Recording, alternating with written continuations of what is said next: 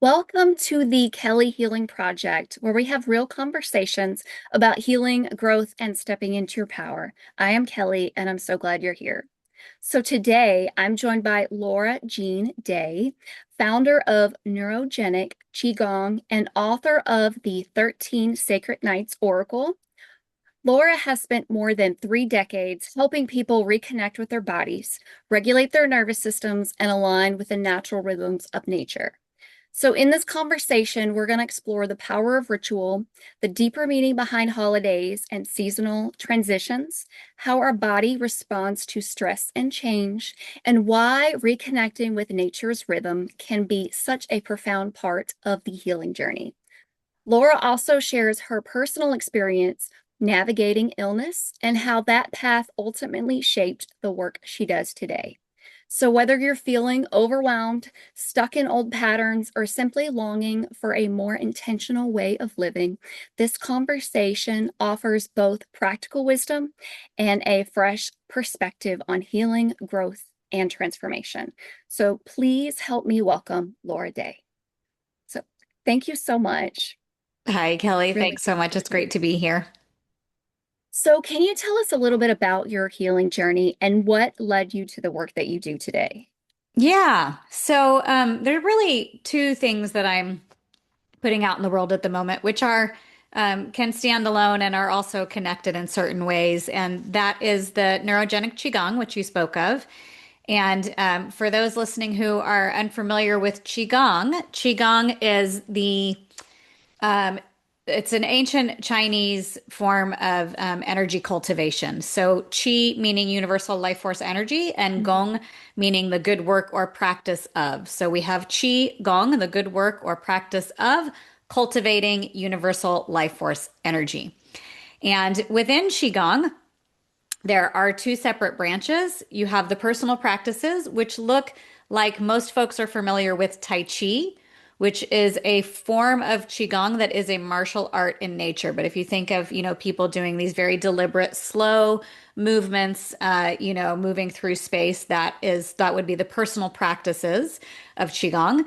And the practices that I teach and practice are more general for, increasing your health and wellness, whether that's physical, emotional, or spiritual. And then there's also the clinical side of things, which looks more like a client lying on a massage table and the practitioner working with the meridian lines, the point systems along the meridian lines, the, five elements of classical acupuncture, wood, fire, earth, metal, water, the organ systems, that sort of thing. So that is qigong, and then the work that I do, which I have named neurogenic qigong, is a mashup of traditional clinical qigong or medical qigong and a modality that I studied in the Bay Area called TRE or tension and trauma releasing exercises. And essentially, what I do is help a client find a neurogenic tremor in the body.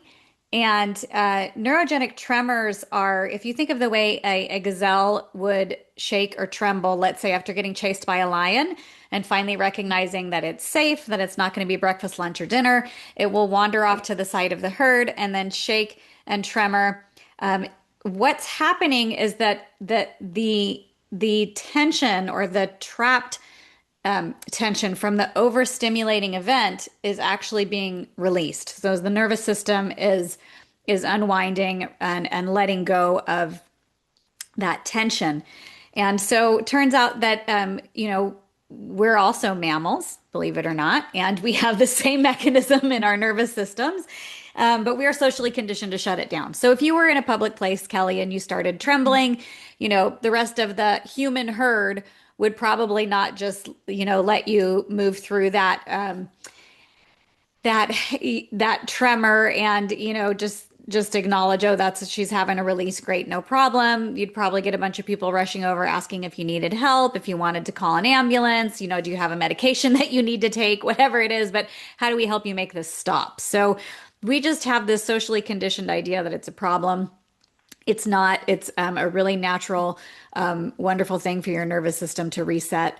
So again, I've sort of mashed up that neurogenic tremor and then the clinical qigong, and it's those are modalities that helped me really move the needle on my own healing journey, which began, to answer your other question, tell us a little bit about your journey.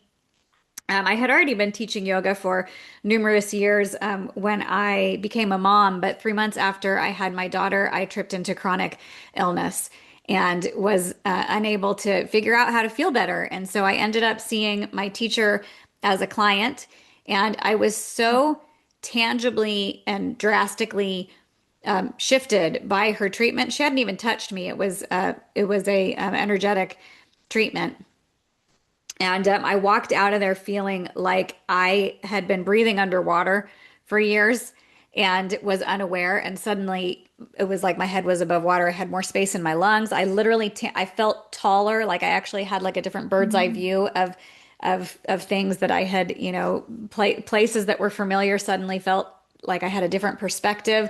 It was just this massive shift. And so I instantly that day signed up for her 4 year program. And, that was the beginning of my healing journey. I sometimes tell that story, and then people want to hear all about my miraculous healing, how I healed in one day, but it was the beginning. It was the beginning of a long Yes. journey.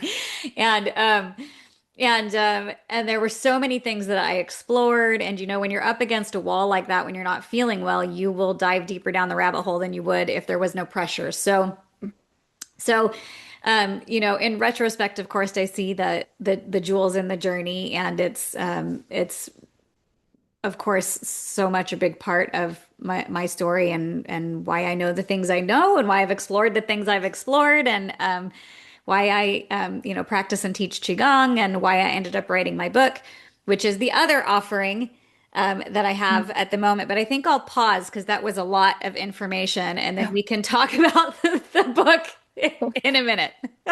That's perfectly fine. I was taking some notes too on what you said, but also because you said tremors as well. And I've noticed with my journey, and the more I guess I've given my body permission to, not freeze up or not just be how it's supposed to be. I've noticed even in social situations that sometimes I have a little bit of a shake, especially if it's something new and it's nothing that's too noticeable.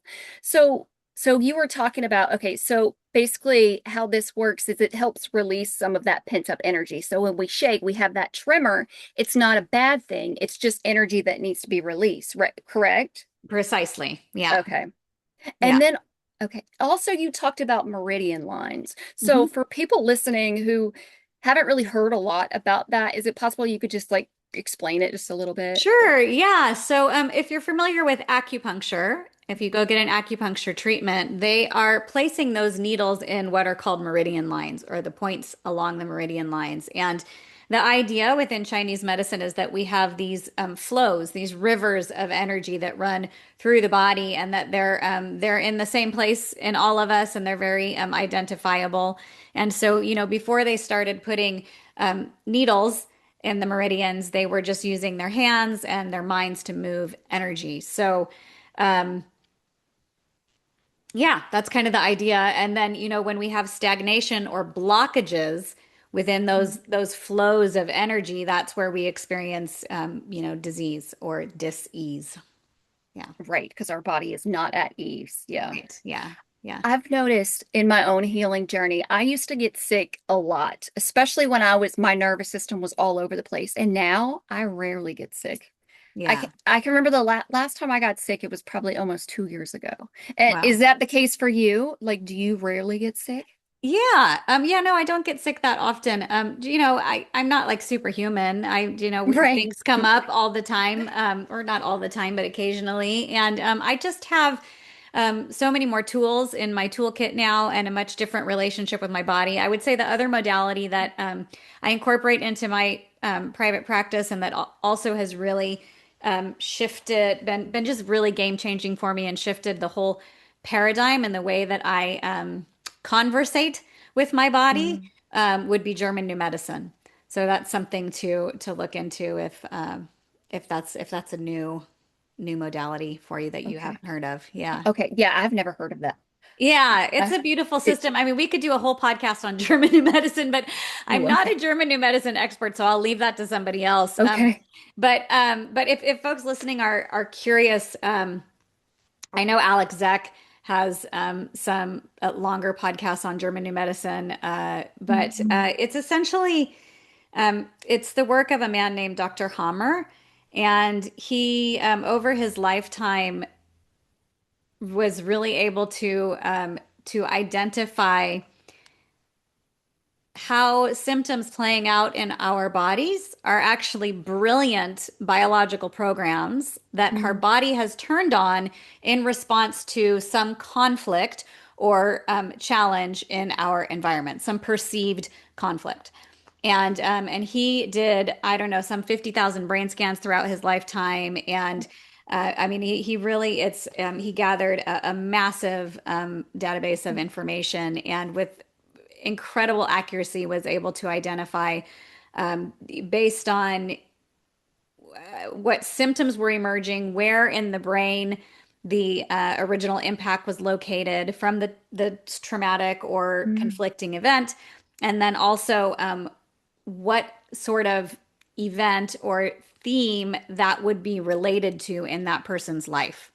And mm. like I said, just a lifetime of Oh, study and data. And for me personally, it has been just in my own experiment, in my own life, in my own body, and then those around me watching their lives play out. It's been the most accurate system and most oh, empowering, wow. because you're no Oh, longer afraid of your symptom as if there's some external attack happening or something that's out of your control, or even the idea of like autoimmunity, that your body is attacking itself wrongly, like something's wrong here.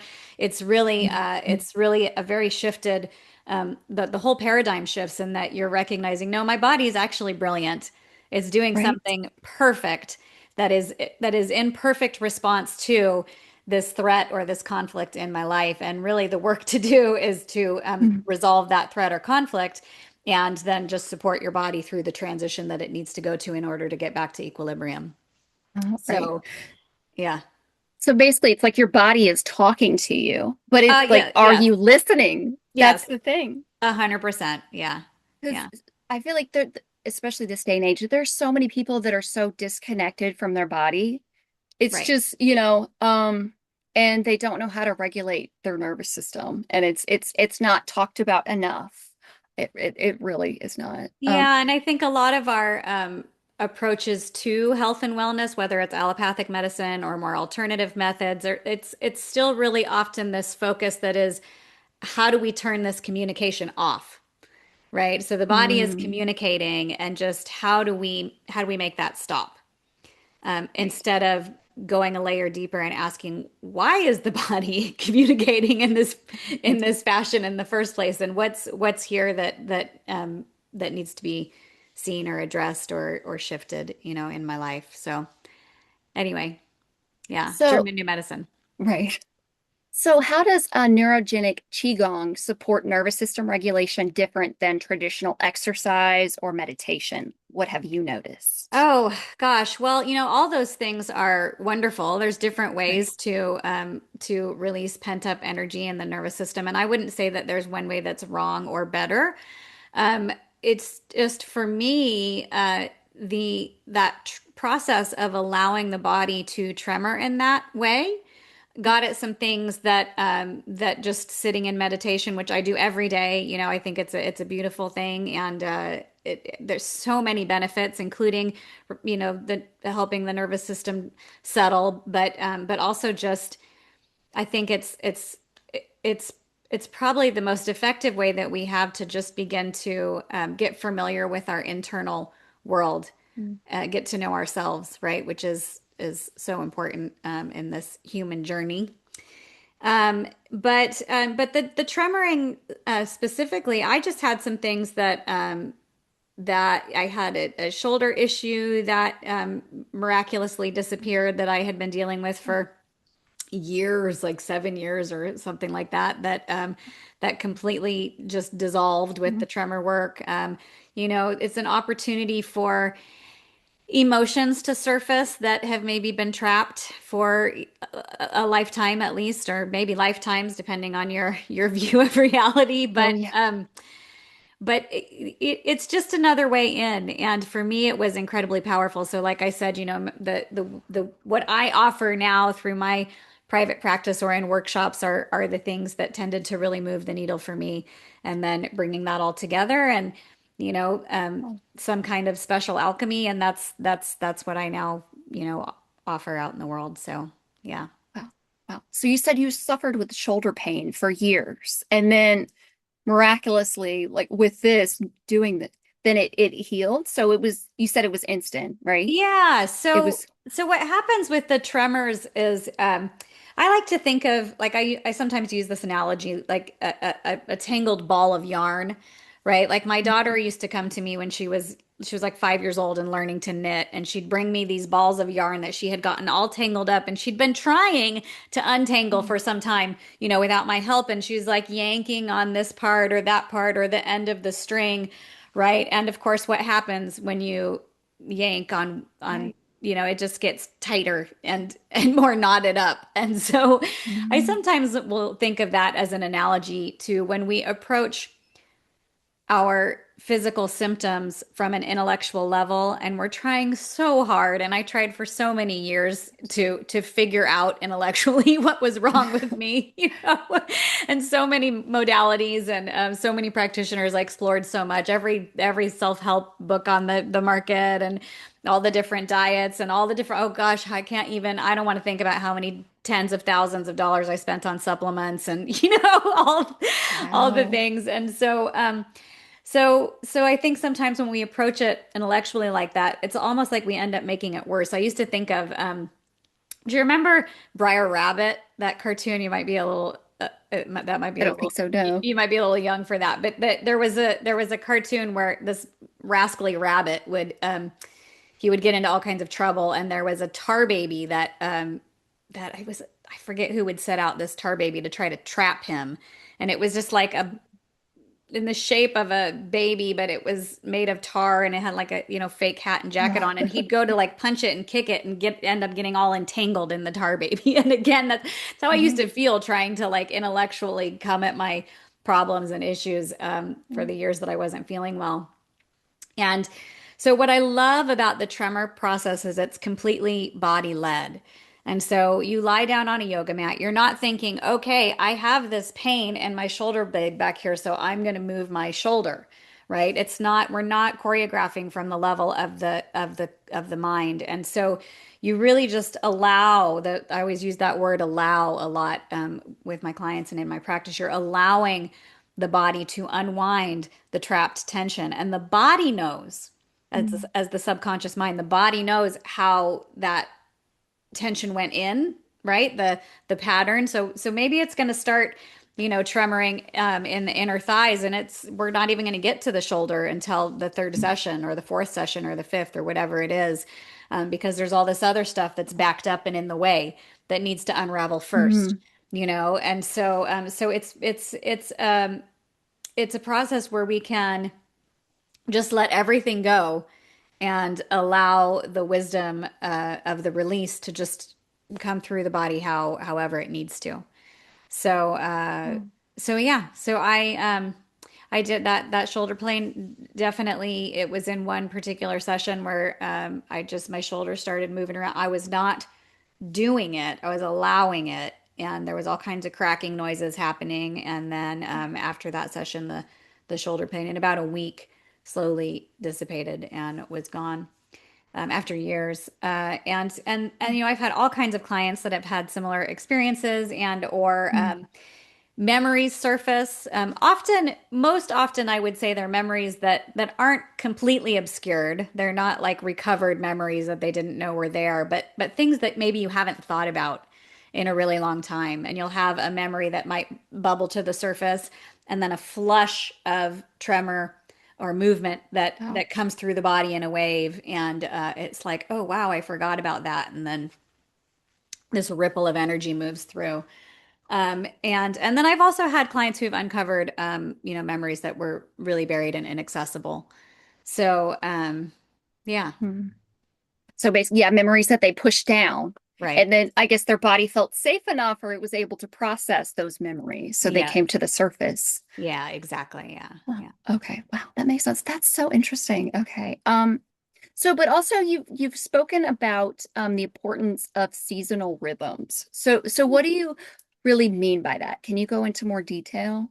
Yeah. So paying more attention to the seasonal rhythms and the way that we lean into that rhythm, honor, celebrate that rhythm, that really came from a practice that actually the same teacher taught me the first year that I was in her program.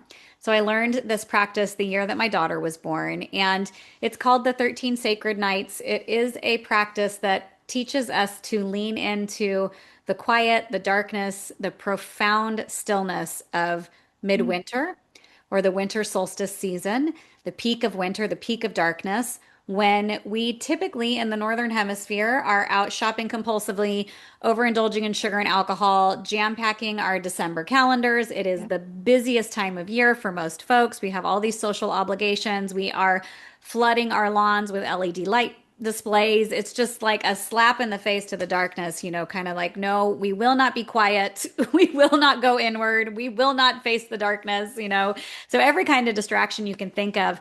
And the true magic of midwinter is the darkness. It's the infinite. If you think of Mm, lighting a match in broad daylight, it's kind of underwhelming, right?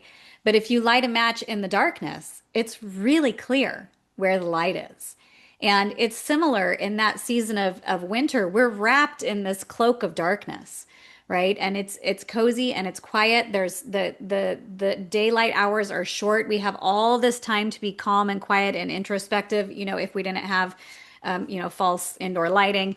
So, so we're just so cut off from these natural rhythms. We don't even pay attention to them. And in fact, in the season of winter, it's particularly ironic because we're pretty much culturally doing the exact opposite of what is true to the energies of the winter solstice season. So the 13 Sacred Nights is about again leaning into that quiet and darkness. It's about introspection. It is a time to plant our dream seeds in the fertile soil of the darkness, or what I call the womb of winter.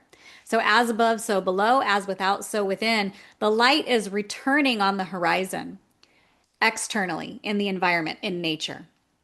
It's mm, also happening internally in the internal world of the human psyche. So the inspiration for the new cycle of seasons is born in the womb of winter.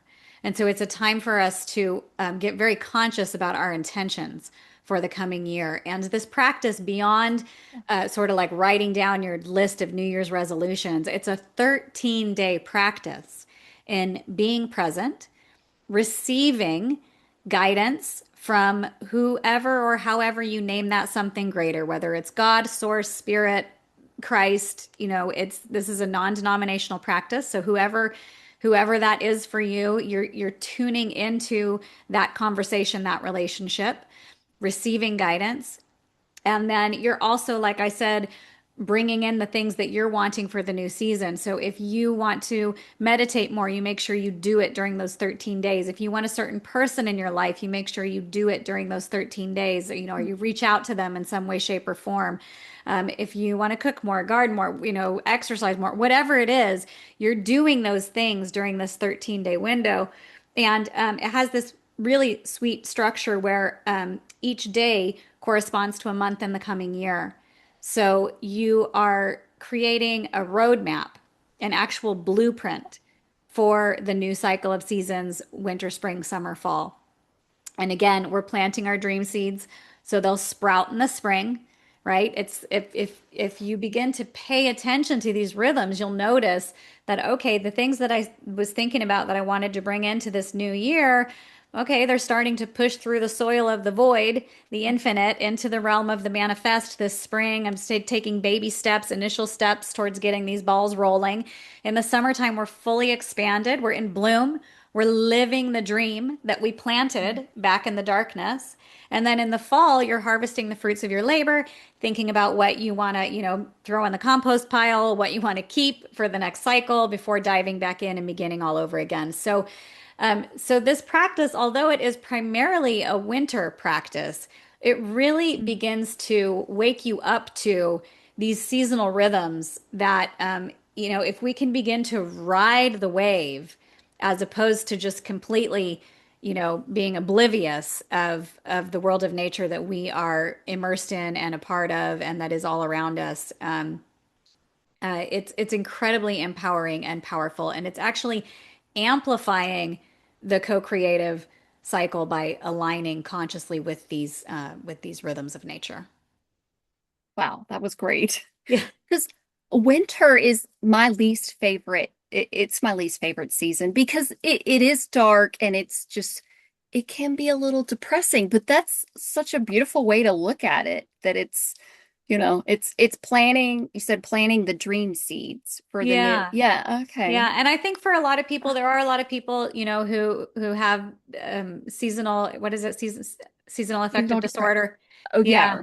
Yeah, and winter can be a hard time, especially I Mhm. now am living in California, but when I learned this practice, I was living in Colorado, and I was born and raised in California, and I was living in the Mhm. Rocky Mountains, like way, up in the mountains, and so it was a long, cold winter, and especially in the springtime, it was like I'd be way ready for summer, Gosh. like overdue. My friends in Right. California are at the beach and the kale in their gardens is like already up to their ears and I'm still buried in snow in Colorado. So this practice, it really, it did bring a sweetness and a magic to the winter season that for me was quite a relief, being a Mhm. California girl transplanted to the Rocky Mountains. So it's beautiful in that way. It also I learned it the year my daughter was born, and Mhm. I was really wanting to bring more ritual and more meaning to our holidays, which have become so hyper commercialized. We're really just Yeah. Mhm. we're sleepwalking through this revolving door of shopping, sugar, and alcohol. With each season, it's like it starts with the winter holidays, whether it's Christmas or Hanukkah. They've all become commercialized and then we just go from one to the next to the next to the next to the next, and you can see the branding change in the grocery store, every Right. month or couple of months, what holiday based on what candies and what colors are you know on Mhm. display everywhere. And ritual is so important, and that's what our holidays are, right? They're just mass rituals that we're acting out, together in cahoots, all of us.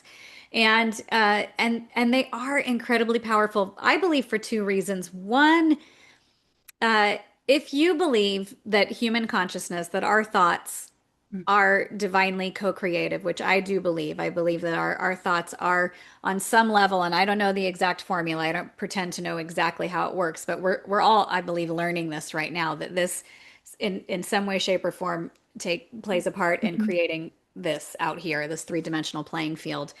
If you believe that, then ritual, we're all turning our consciousness, our attention in the same direction, focusing in a similar way, thinking similar thoughts, behaving in similar patterns. That is incredibly powerful. And those in positions of power or those seeking more power have known this for a very long time and have used our holidays and our rituals to shape and mold the behavior of the masses by rebranding time and time again the way that we celebrate. And so that's the first thing. And then the second thing is that this is the way we demonstrate to our children what is most important, what is sacred to our society. So, think about it. Okay, kids, you're out of school. Mom and dad have work off. This is clearly important. Everybody that we know is doing the same thing. This is what is most important about being human. We're teaching our kids what we hold sacred, what is most dear. So, what are we teaching them right now? Commercialism, materialism, again, shopping, sugar, and alcohol. So I have spent the last couple of years really researching the history of our holidays and uncovering that it really hasn't been a trickle down organic process of, old world Mm. rituals just slowly, maybe hitching a ride on the Mayflower and making their way to the New World and then, organically, popping up here. It was a much more intentional and controlled, multi-layered journey that Mm.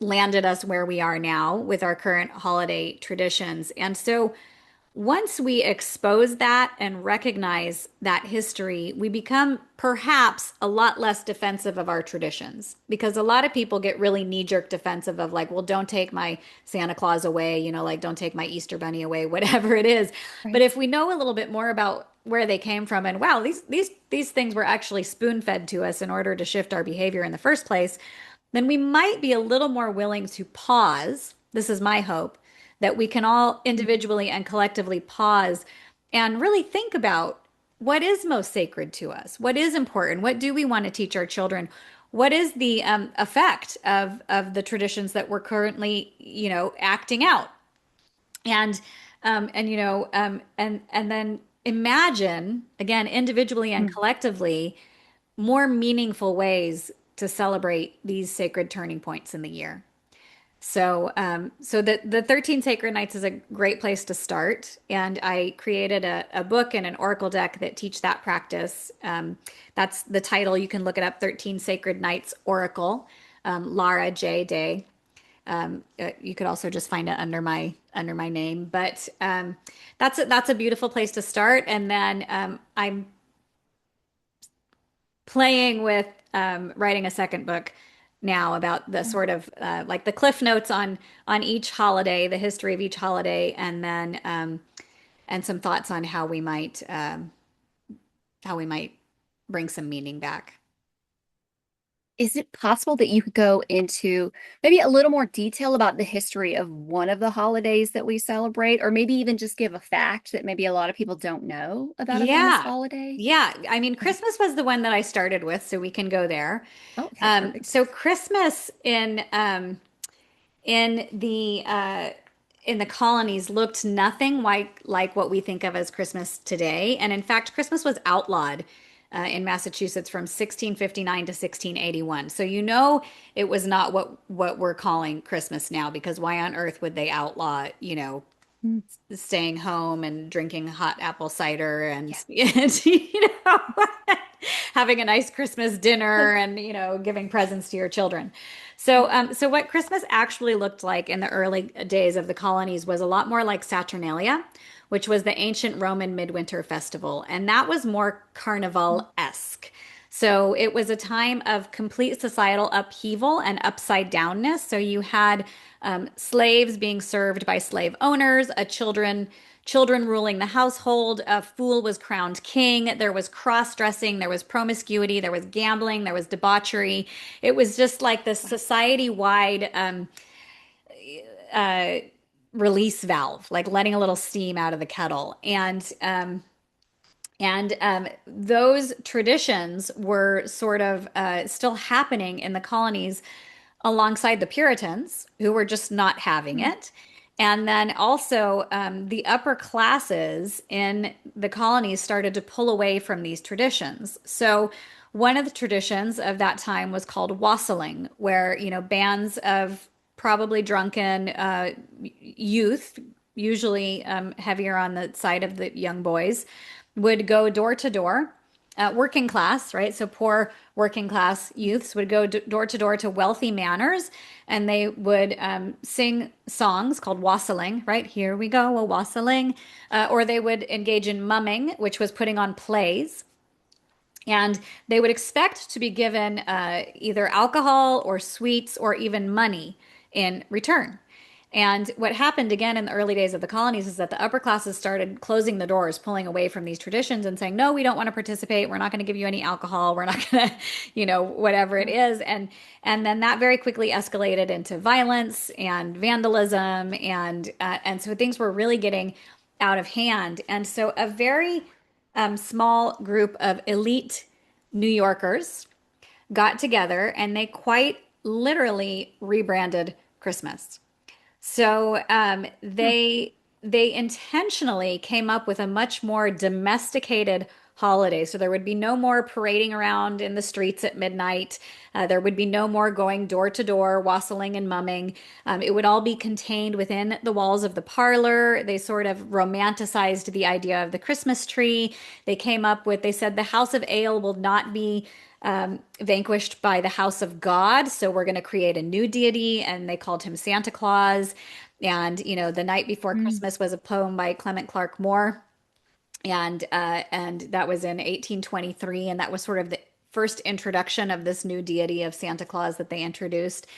And so it was a very intentional process, again, by this small group of New York elites that they cherry picked old world traditions because they wanted the masses to feel romantically plugged into their past. But again, they wanted to domesticate the holiday, tone down the behavior, and bring it within the walls of the parlor. So there would be no more exchange between the upper class and the lower classes.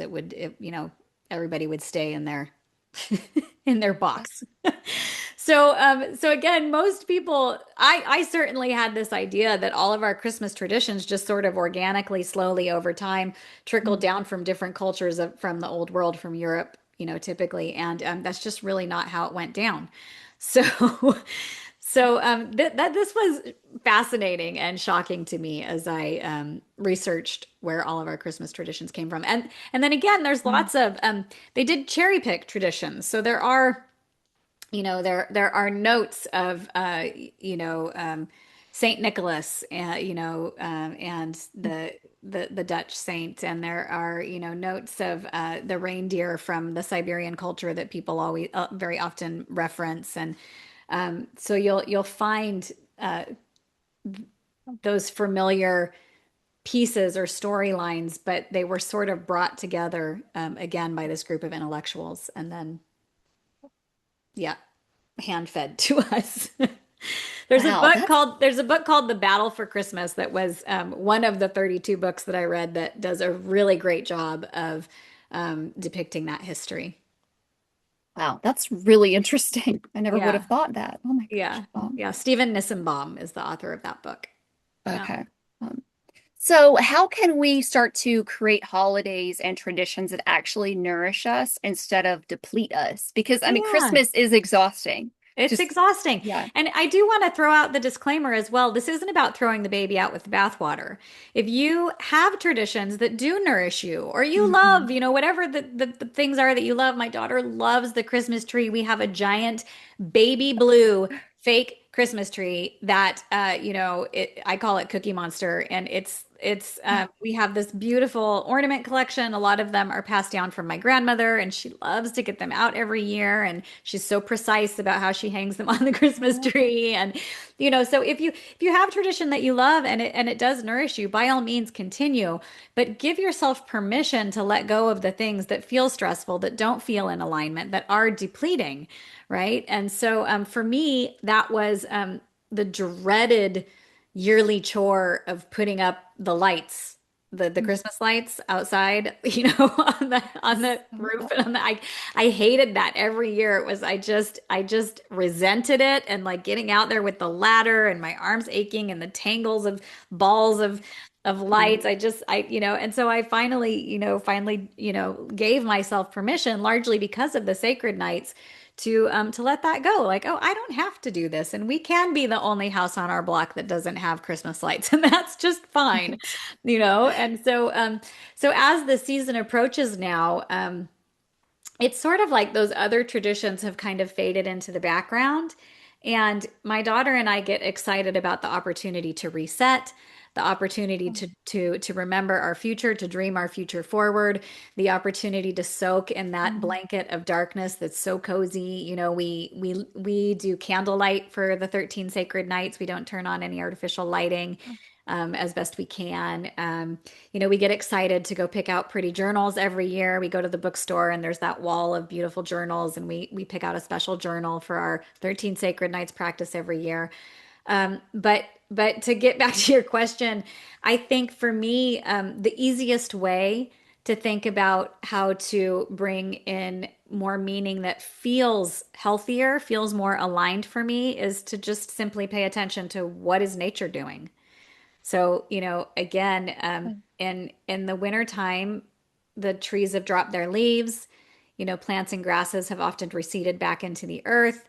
The animals are hibernating, quieting down, everything sort of drawing energy inward. So it's a time to draw inward, right? In the spring, again, our seedlings of inspiration are sprouting. You might get out in the garden and plant some things, or just notice what's budding in your environment, externally and internally. What little inspirations are popping up through the soil of your inner world. Um, in the summertime, it's a time to be outside in the sunshine. We have these long, beautiful days, maybe bonfires, certainly getting out in nature, being more active, any ritual or activity, hiking with friends, camping, any of that kind of thing. In the fall, I think it's a very natural time for the human psyche to begin to think about the full cycle of life. Themes of death, ancestors. If you look at what nature's doing all around you, everything is in decay, right? It's returning back to where it came from. And so, for instance, Halloween, first of all, again, we're not throwing the baby out with the bathwater. I love Halloween. I love the creativity, that Mm. aspect of it. My daughter is a crazy musician, and for the last, I don't know, 8 years or so, we have put so much time and energy into her costume. She dresses up like a different musical rock star every year and then actually learns one of their pieces, and it's so much fun. And there are so many people who look forward to, like, who's Jocelyn going to be for Halloween this year and what song is she going to do. So we have so much fun with the creative piece, but we also create an altar, and we put pictures up of all of our loved ones who've passed on. And it's this beautiful Mm. opportunity. We put like favorite things, like I'll put a grapefruit out for my grandma and a ginger candy out for the other grandma, and my a harmonica for my grandpa, and and just different items that are meaningful, to those people in our lives who've passed on. And then, of course, inevitably, we also end up talking about them. And I Mm. ended up over the years telling my daughter stories about her ancestors that may or may not have ever come up. And so, it's a rich way to just remember our loved ones, but then also we're talking about death in a way that's not scary and not taboo. And I think, with so many of our holidays, it becomes this distortion of. So we have Halloween, where you have all these hellish, satanic images and imagery, and that's so unhealthy, and that's just furthering, I think, our fear and this, Mm. of death, right? And the sort of unhealthy relationship that we have with death. And so those are just some quick thoughts. Yeah. Right. Yeah. Um, so have you seen any remarkable transformations in people who consistently practice the sacred nights tradition? Yeah. Like, I okay. mean, I laugh because, I mean, just almost at least every week, I consistently get letters and, emails Mm. or notes on Instagram, on social media, from people who, um, either have specific synchronicities that are just blowing their Mm. mind, to tell me about the way that, the oracle card from my oracle deck that they drew for the sixth sacred night that corresponds to, that would be the fifth month of the year, January. May, that corresponds to May, the way that, the synchronicity lined up, that was just laugh out loud, goosebump inducing. They can't believe it, and that process of noticing the synchronicities that tumble out of our journals, it begins to really build and concretize our faith in the unseen world of energy and, source or God or spirit. And it's such an important process. Year after year, returning to this practice, you really, you deepen that relationship, that co-creative relationship, that conversation that we are having with God at all times, whether we recognize it or not. For me personally, I would say that the 13 sacred nights, more than any other practice, I've got over 3 decades of teaching and seeking and and healing and all of the things and working with clients. And honestly, more than any other practice, the 13 sacred nights has dramatically shifted the way that I move through my life, period. The way that I conversate with the divine, the relationship that I have with Mm. the divine and with, therefore, my own consciousness and the events of my life and the way that this crazy experience is all playing out. Um,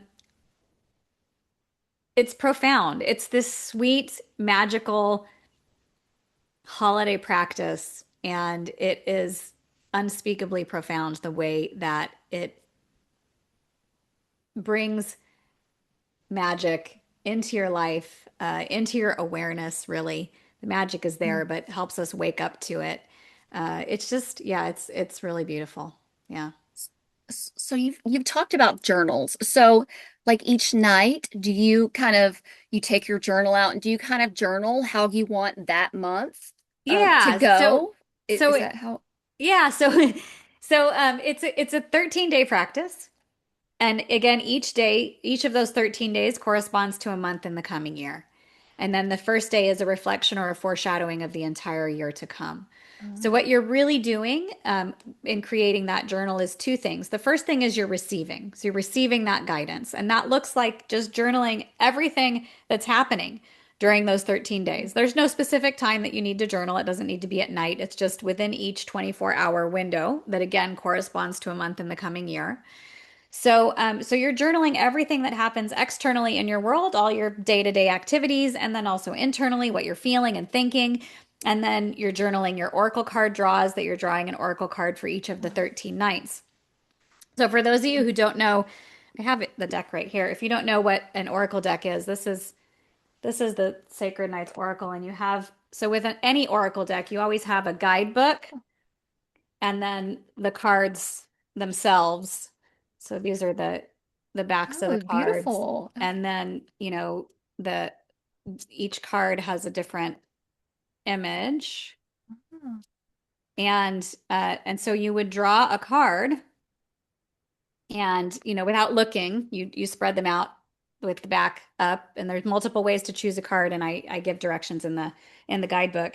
But you would draw a card and then go look up in the guidebook the matching little bit of guidance, and it gives you a theme, something to work on, and then in my guidebook, there's also a ritual practice or a meditation that that is a suggestion as well.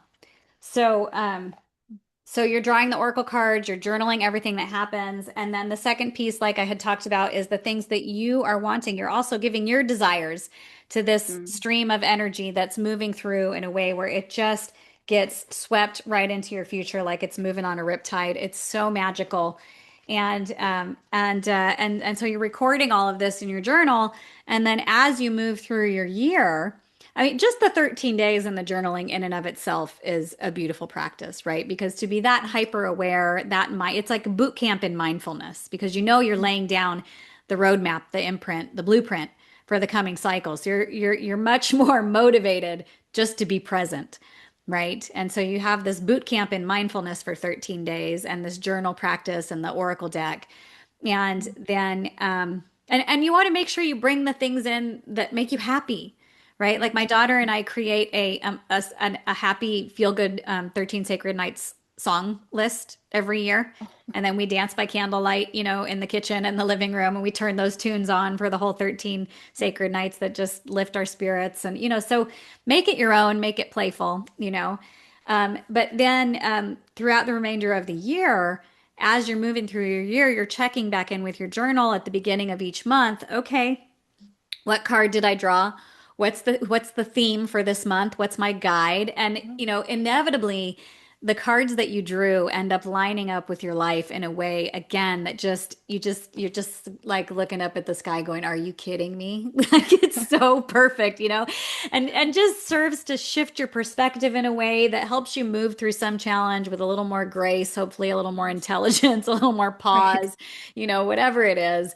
So, and then, it's also it's really sewing the thread of the sacred throughout your entire year because you're constantly reminded through these synchronicities there's some greater magic and meaning going on here. I am clearly not Yes. alone. There Hmm. is some kind of design to this chaos, this seeming, seemingly um, whatever, meaningless chaos. And again, it just really over time begins to strengthen your relationship with the unseen and your faith that there's something bigger going on here.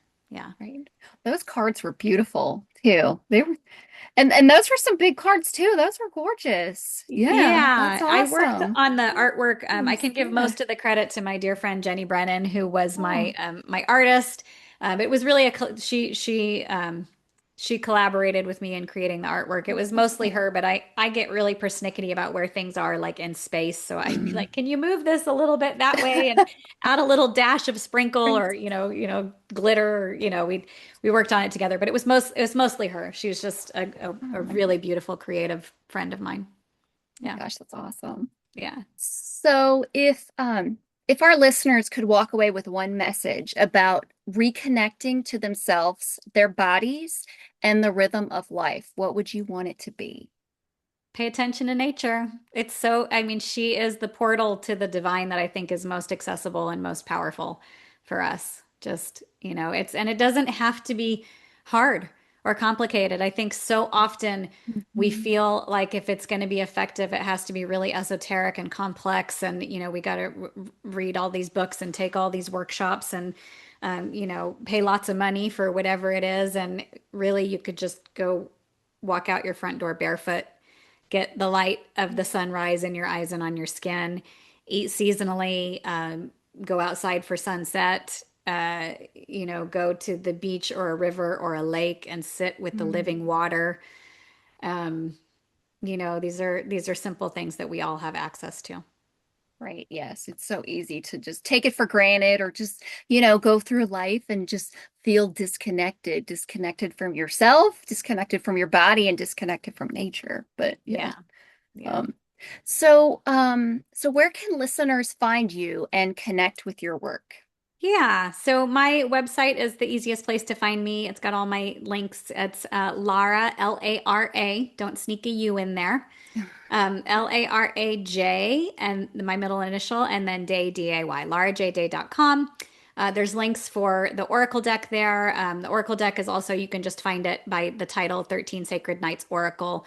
It's on Amazon, Barnes and Noble, my publisher's website, beyondword.com, Simon and Schuster, all the places. Um, and then I also offer seasonal Qigong courses that bring together Qigong practice and this idea of seasonal living and how to pay more attention to the true energies of each season and the gifts of each season. And then I also offer. I've just shifted away. My private practice for individual sessions is full at the moment, but I am offering a limited number of spots for a yearly mentorship program for those who want to go deeper one-on-one with me. Oh, So, oh, yeah. that's awesome. Well, thank you so much. I really do appreciate your time and really all the insight and everything that you shared just about the history of the holidays and Qigong. It's really been incredible. Thank you so much. You're so welcome, Yeah. Kelly. All right. So thank you so much for listening to the Kelly Healing Project. Remember, healing is not about becoming somebody new. It's about reconnecting with who you truly are. So healing the past and empowering your future. I'll see you next time. Thanks for listening.